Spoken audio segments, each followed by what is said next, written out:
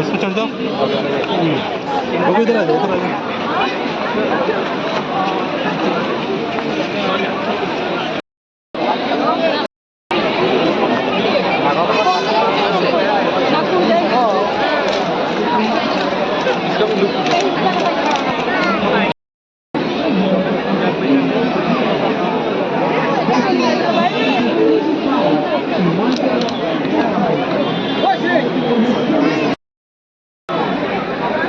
तब भी मिलता दिया जमाना था उस टाइम भी मिलता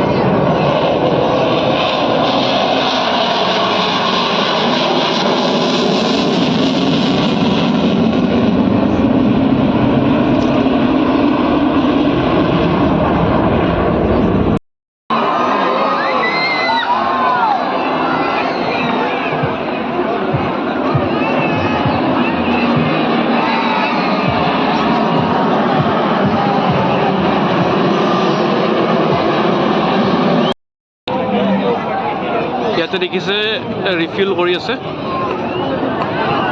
ৰিফিউল আৰু এয়া ফ্লেয়াৰ গান ৰিফিউল কৰিব পৰা নাই।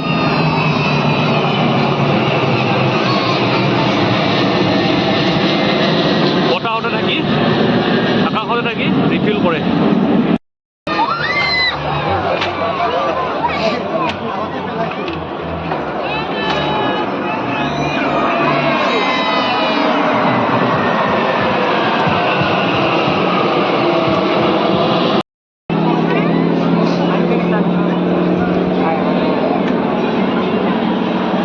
এইবিলাক হৈছে ছিংগল ইঞ্জিন বোধহয়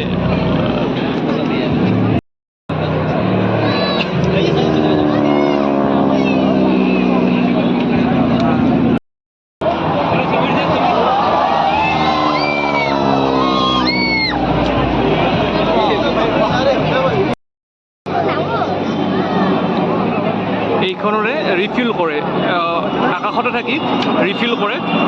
ৰছী মানে পাইপ ওলমি আছে ৰছীৰ নিচিনা দেখি, আকাশতে থাকি ৰিফিল কৰে। যেতিয়া বহু দূৰ জাৰ্ণি কৰে ফাইটাৰ প্লেনবিলাকে, তেতিয়া তেওঁলোকৰ তাতে তেল বেছিকৈ নাথাকে, তো সেইখিনি সময়ত আকাশতে মাটিত পৰাৰ সুযোগ নাথাকে, তো আকাশতে তেওঁলোকে এনেকৈ ৰিফিল কৰে। এয়া দেখিছে যে এইবিলাক আহিছে উত্তৰ ফালৰ পৰা, আমি আছোঁ দক্ষিণ ফালে ব্ৰহ্মপুত্ৰৰ, আৰু উত্তৰ ফালৰ পৰা কি সুন্দৰ ধুনীয়া দৃশ্য, নান্দনিক দৃশ্য আপোনালোকক দেখুৱাইছোঁ। মই আছোঁ বৰ্তমান দক্ষিণ পাৰে লাচিত ঘাটত, আৰু সেইপিনে দেখিছে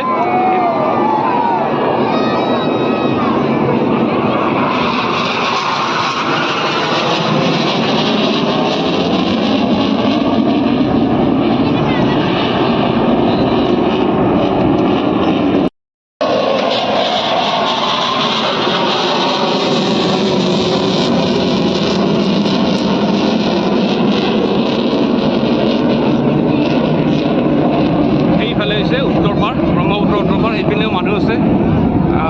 কেমেৰাত ভিডিঅ'ত দেখা নাই যদিও মই ইয়াৰ পৰা দেখি আছোঁ অগণন মানুহ, উত্তৰ ফালে অগণন মানুহ।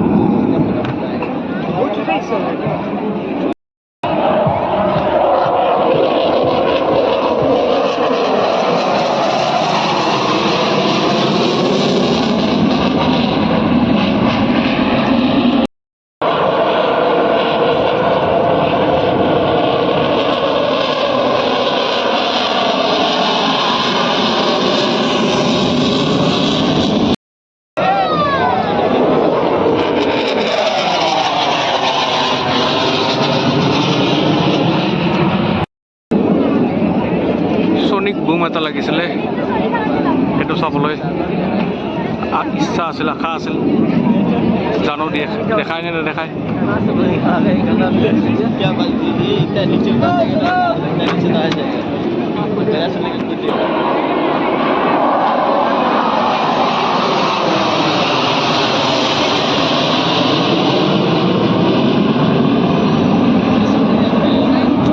ইয়াতে যে ফ্লেয়াৰবিলাক দেখিছে, এইবিলাক কেতিয়া এৰে, যেতিয়া মানে শত্ৰুপক্ষৰ ৰকেটে এখন যুঁজাৰু বিমানক পিছা কৰে, তাক ধ্বংস কৰিবলৈ, তেতিয়া এইবিলাক এৰে যাতে ৰকেটটোৱে মানে মিছগাৰ্ড হয় আৰু এই ফ্লেয়াৰবিলাকৰ পিছে পিছে যায়। আচলতে কি হয়, ৰকেটে সদায় গৰম বস্তু এটাৰ পিনে গতি কৰে, যেনেকৈ ফাইটাৰখনৰ পিছফালে যেতিয়া গৰম হাৱা এৰে,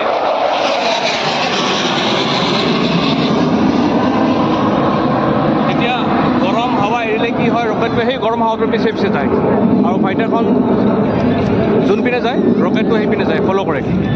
তো গতিকে সেই ৰকেটটো কনফিউজ কৰাবৰ কাৰণে তেওঁলোকে এইটো ফ্লেয়াৰ এৰে, আৰু ৰকেটৰ সন্মুখত যেতিয়া ফ্লেয়াৰ এৰে তেতিয়া ৰকেটটো কনফিউজ হয় আৰু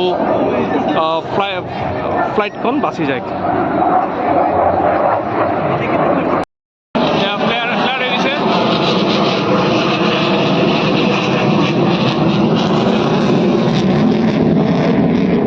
শত্ৰুপক্ষৰ ৰকেটে এই ফ্লেয়াৰবিলাকক দেখি কিনে কনফিউজ হয় আৰু ৰকেটখন আৰু ফ্লাইটখন বাচি যায়।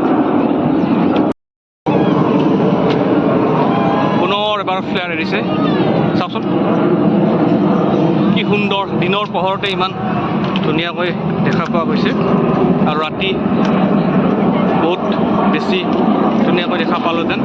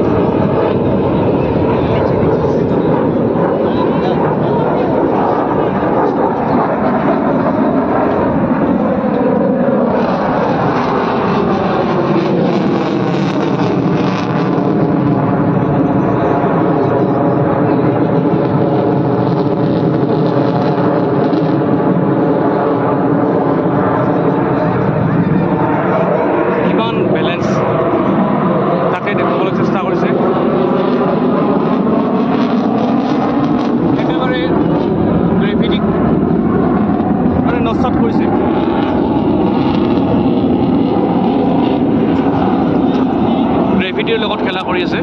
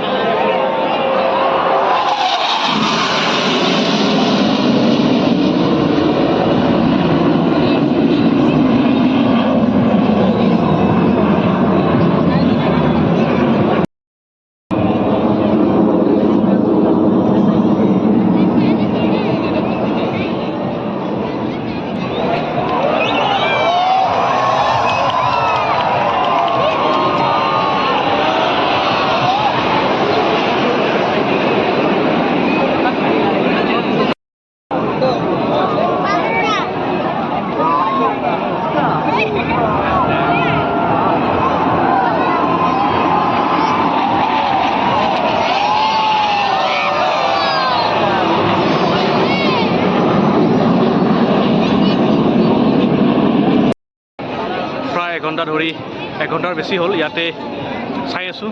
দেখিছে মানুহ দেখিছে পিছফালে ইমান প্ৰখৰ ৰ'দ গৰম নেওচি তেওঁলোকে আহিছে। তেওঁলোকে যাব ইচ্ছা কৰা নাই।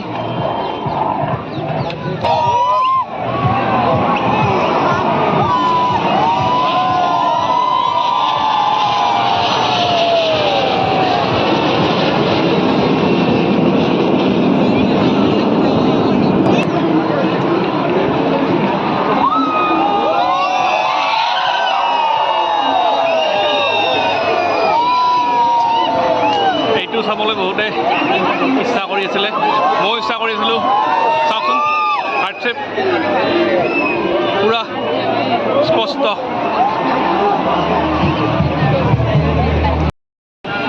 ভিডিঅ'বোৰ চাই দেখিলে মই আছোঁ বৰ্তমান লাচিত ঘাট গুৱাহাটীত। আজি ইয়াতে 93 সংখ্যক এয়াৰফ'ৰ্চ ডে উপলক্ষে তেওঁলোকে এয়াৰ শ্ব' আয়োজন কৰিছে আৰু এই এয়াৰ শ্ব'টো প্ৰায় 1 ঘণ্টাৰ বেছি হ'ল। আমি উপভোগ কৰিলোঁ।